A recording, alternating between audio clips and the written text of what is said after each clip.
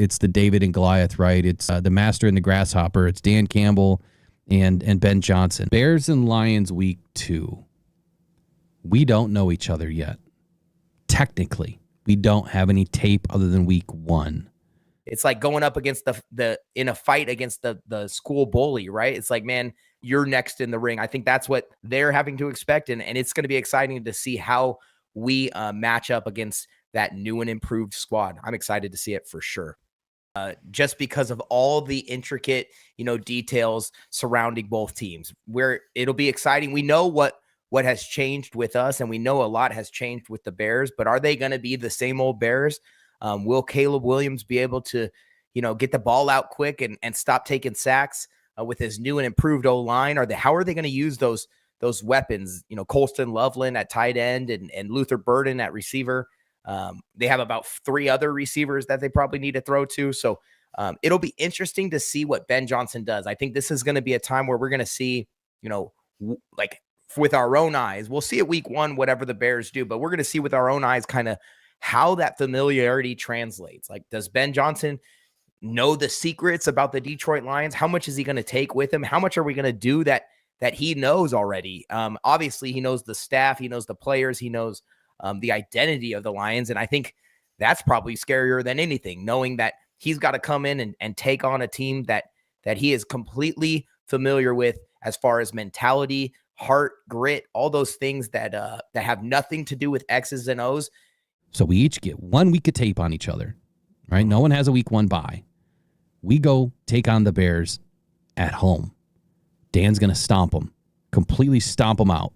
But then they give the Bears another 16 weeks of tape on the Lions to finish up the season.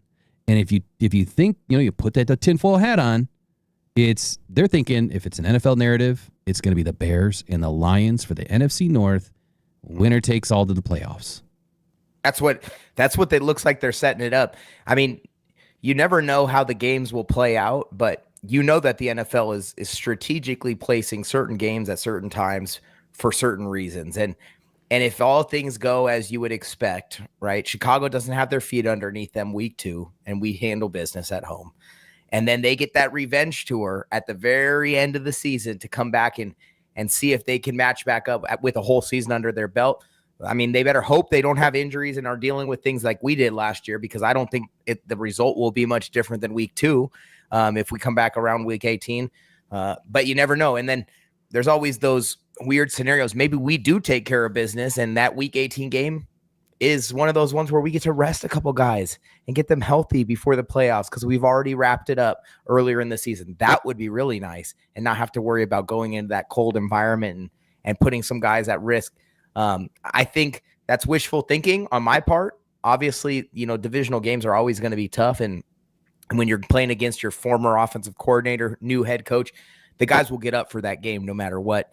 If we're sitting pretty or if we're fighting for a spot, I think that's going to be a game to watch, especially like you said, giving them the chance to really get their feet wet and get that experience together. And that we talked about cohesion this whole week and how long it's going to take those pieces that they brought in and drafted to gel with that new head coach and staff. So it'll be interesting to see the Chicago Bears this year, and it'll be fun to kind of measure ourselves at the beginning and then again at the end against them.